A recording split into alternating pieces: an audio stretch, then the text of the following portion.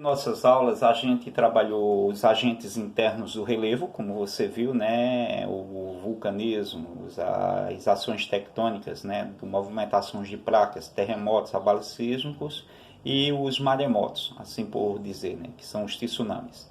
Nesse conteúdo que a gente está ainda em continuidade, que são os agentes modeladores externos, né, do relevo. Lembra da palavrinha lá, intemperismo, que a gente fez a correção? Então, existem vários tipos de erosões. A primeira a iniciar é o intemperismo. Né? Então, os tipos de erosões aqui descritas são as erosões pluviais, que nós trabalhamos lá na várzea, ali perto do rio Silhenê, né? A erosão fluvial, né? Erosão pluvial provocada pela chuva, e a fluvial que a gente espranou lá perto do rio Silhenê.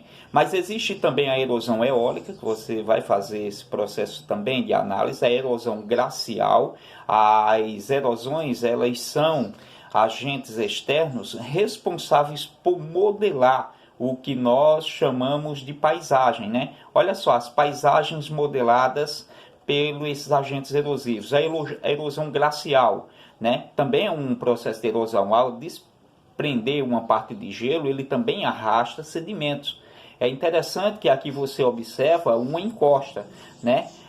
Uma área de risco. Essas áreas de risco muitas vezes é provocado pela erosão antrópica. Lembra da nossa aula? As formas de relevo, que nós também viemos abordando junto com vocês, né? Então, plataforma continental, aí a gente tem talude, montanhas, a gente tem planaltos, as serras, as planícies, as depressões, a gente tem as chapadas, a gente tem o mar de morros, né? Quantidades de morro. Lembra que a gente falou de depressão relativa e absoluta? Aqui fica abaixo e acima do nível do mar. O exemplo é o Mar Morto, né? Com relação a esses tipos de depressão, é o ponto mais baixo da Terra. A maior elevação da Terra remessa é o Monte Everest. Então, as salésias também é uma forma de relevo, assim como os icebergs, né? Aquela quantidade de rochas flutuantes, que são as pedras de gelo. Aí, com relação à formação do solo, essas são as questões de antecipação.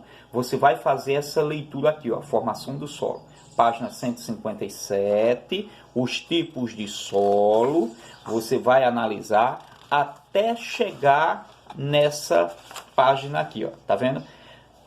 163. Porque na próxima aula eu vou apresentar para vocês alguns tipos de solo que eu tenho aqui em casa e vou fazer essa demonstração, tá certo? Então você vai fazer essa leitura de antecipação, página 157 a 163. Isso numa hora em que você estiver aí livre, né? Provavelmente à noite, à tardezinha, pega lá teu livro didático e faz uma leitura. Lembrando-se, observe sempre as palavras em negrito, os títulos e os subtítulos em negritos. Eles trazem informações necessárias de fixação. Isso é uma forma, tá vendo lá?